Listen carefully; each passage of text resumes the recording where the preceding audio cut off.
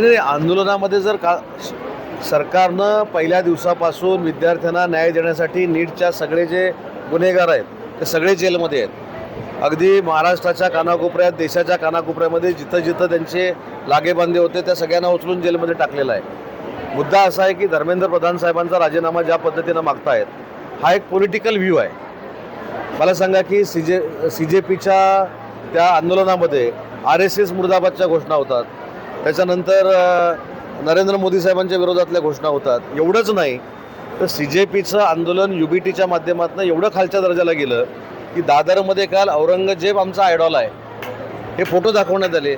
आपण कुठच्या मार्गानं चाललो आहे? त्याच्यामुळं औरंगजेब हा जर आयडॉल असेल आणि औरंगजेब हा जर नेता मानून UBTच्या लोकांबरोबर CJP जाणार असेल तर त्याच्यातनं पुढच्या पिढीनं घ्यायचं काय? त्याच्यामुळे सरकार चर्चेला तयार नव्हतं. उलट सरकारनं टोकाला जाऊन कारवाई केलेली आहे. पण ज्यावेळी सरकारच्या असं लक्षात आलं की दिपकेंचं आंदोलन आता हे विरोधकांच्या ट्रॅकवर आलेलं आहे आणि त्याच्यामध्ये बघा ना तुम्ही एकही अशी व्यक्ती मला दाखवा, एक अशी व्यक्ती दाखवा की जी नरेंद्र मोदी साहेबांबद्दल चांगलं बोलणारी व्यक्ती तिथे गेली. लोकसभेमध्ये ज्यांनी नरेंद्र मोदी साहेबांच्या विरोधामध्ये म्हणजे NDAच्या विरोधामध्ये टोकाची भूमिका घेतली, घाणघाण भाषणं केली, तीच लोक आज दिपकेंच्या त्या आंदोलनामध्ये असत आहेत. हे कदाचित त्या सगळ्या वातावरणामध्ये त्या मुलांना कळत नसेल, परंतु त्या मुलांच्या आंदोलनाचा फायदा NDAचे विरोधक घेत आहेत, इंडिया अलायन्स घेते, हे निर्विवाद सत्य आहे.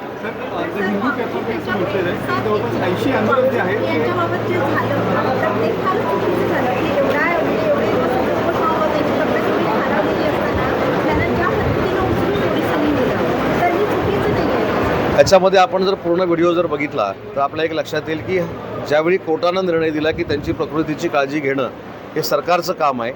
सरकारचे डॉक्टर रोज सकाळ संध्याकाळ दुपार रात्री अपरात्री त्यांना चेक करायचे. ते आंदोलनामध्ये असताना देखील त्यांना व्यवस्थितरित्या हँडल करायचे. पण कोर्टानं सांगितल्यानंतर जो कायदा आणि सुव्यवस्था बिघडल्यामुळं उद्रेक होऊ शकतो तो टाळण्यासाठी त्यांना हॉस्पिटल नेण्यासाठी केलेली ती कारवाई होती. हिंदू वृत्तपत्राचं म्हणते की 80 लोक जखमी झाले आणि याच्यामध्ये आंदोलकांवरती इलेक्ट्रिक गटाचा वापर केला गेला शॉक देण्यासाठी, असं पण काही व्हिडिओ समोर. बघा मी काय सांगितलं, चौथ्या स्तंभाचा मला 100% आदर आहे. परंतु सगळी सिच्युएशन बघितल्यानंतर तुमच्या माध्यमातूनच मी बघितलं आहे. मी स्वतंत्र व्हिडिओ नाही तयार केला की ज्या पद्धतीनं पहिलं दिल्ली पोलिसला मी दिपकेंच्या माणसांनी मारहाण केली असं पण म्हणत नाही. हे बाहेरनं घुसलेले जे विरोधी पक्षाचे लोक होते त्यांनी कदाचित मारहाण केली असेल, म्हणूनच तो लाठीचार्ज झाला.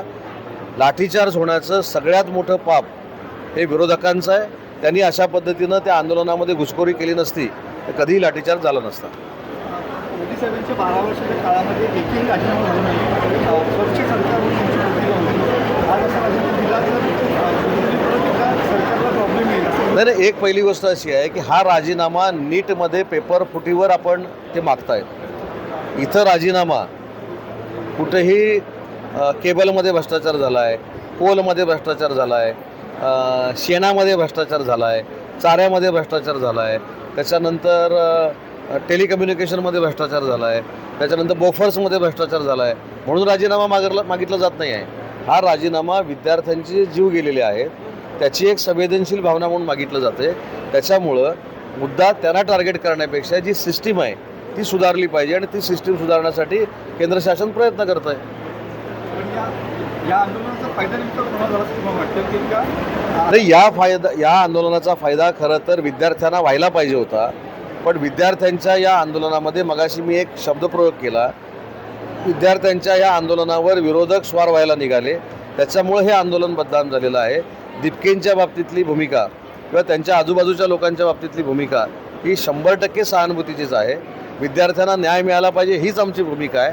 पण त्याच्यामध्ये ज्या पद्धतीनं घुसखोरी केलेली आहे आणि नरेंद्र मोदी साहेबांना आणि NDAला बदनाम करण्याचं कटकारस्थान चाललेलं आहे, मग अशा व्यासपीठावर RSSला शिव्या घालण्याची काय गरज आहे? आणि विद्यार्थी बोलतायत. आता आपण कदाचित एकच बाजू बघत असू, आता विद्यार्थी असं बोलायला लागलेले आहेत की ज्या उद्देशानं आम्ही त्या आंदोलनामध्ये आलो होतो त्या नीटवर कोण बोलतच नाही आहे. आता ते पंतप्रधानांच्या राजीनाम्यापर्यंत गेलेत आणि ह्या सगळ्या फूस विरोधक लावत आहेत. हे मी बोलत नाही, तुमच्या माध्यमातूनच मी ऐकतोय आणि बघतोय. त्याच्यामुळं आंदोलन हे खरोखरच यशस्वीकडे जात असताना त्याच्यातनं आपला पॉलिटिकल फायदा होऊ शकतो या भावनेतनं हे सगळे एकत्र आले. सर आजच्या दिवशी दादांसंदर्भात नेमकं काय म्हणत काही नाही, मगाशी मी पण भाषणात सांगितलं की अजितदादांचे आणि माझे संबंध हे राजकारणाच्या पलीकडचे होते. माझ्या राजकीय जीवनाची सुरुवात देखील अजितदादांच्या समोरच झालेली होती. राजकारणातला माझा जो चढता आलेख आहे तो त्यांच्यासमोरच झालेला होता आणि अगदी ठामपणानं ते भाषणातनं सांगायचे. त्याच्यामुळे दादांचे माझे संबंध हे राष्ट्रवादी किंवा शिवसेना याच्या पलीकडचे होते आणि त्यांनीच प्रशासन चालवायला शिकवलं हे निर्विवाद सत्य आहे. जरांगे पाटील सुद्धा आंदोलन स्थळी गेले. हां, जरांगे पाटील सुद्धा आंदोलन स्थळी गेले होते. नाही, जाऊ दे ना. आंदोलनस्थळी जाणं हा प्रत्येकाचा लोकशाहीतला अधिकार आहे. मनोज जरांगे पाटील जे आंदोलनाच्या स्थळी गेले ते शुद्ध हेतूने गेले असतील. त्यांना कुठचा पक्ष काढायचा नाही, त्यांना कुठं अजून काय मंत्री व्हायचं नाही की त्यांना कुठं अजून खासदार व्हायचं नाही. ते शुद्ध भावनेनं गेले. बाकीच्यांच्या भावना शुद्ध नव्हत्या. बाकीच्यांच्या भावना हा कधी खाली येतो आणि मी कधी बसतोय ही त्यांची भावना आहे. पण नरेंद्र मोदी साहेबांच्या नेतृत्वाखाली असं होणार नाही हे त्यांना माहिती असल्यामुळं काहीतरी वेगळं एक वातावरण तयार करायचं आणि NDAला बदनाम करायचं हा त्याच्यातला एक स्तुत्य उपक्रम त्यांनी शोधून काढला आहे. फडणवीस साहेब असं म्हणाले की पोलिसांनी हस्तक्षेप केलं नसतं तर वेगळं वळण या आंदोलनात 100%. म्हणून मी सांगितलं काय की तुमच्याकडनंच व्हिडिओ आम्ही बघितला आहे कशा पद्धतीनं पोलिसला मारहाण केली. किंवा एक तर व्हिडिओ असा आहे एका गाडीच्या पेट्रोल टँकमध्ये की डिझेल टँकमध्ये गाडी टाकतानाच आपण फोटो आहे. काही लोक दांडे घेऊन बसलेले देखील फोटो आलेले आहेत. म्हणजे कशाचं होतं काय. हे विद्यार्थी नाही आहेत हे पण मला माहिती आहे. हे दीपकेंबरोबर काम करणारे कोणी नाही आहेत.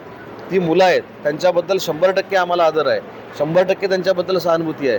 हे बाहेरनं येऊन जे नाटक करतायत हे सगळे NDAचे विरोधक आहेत. धन्यवाद.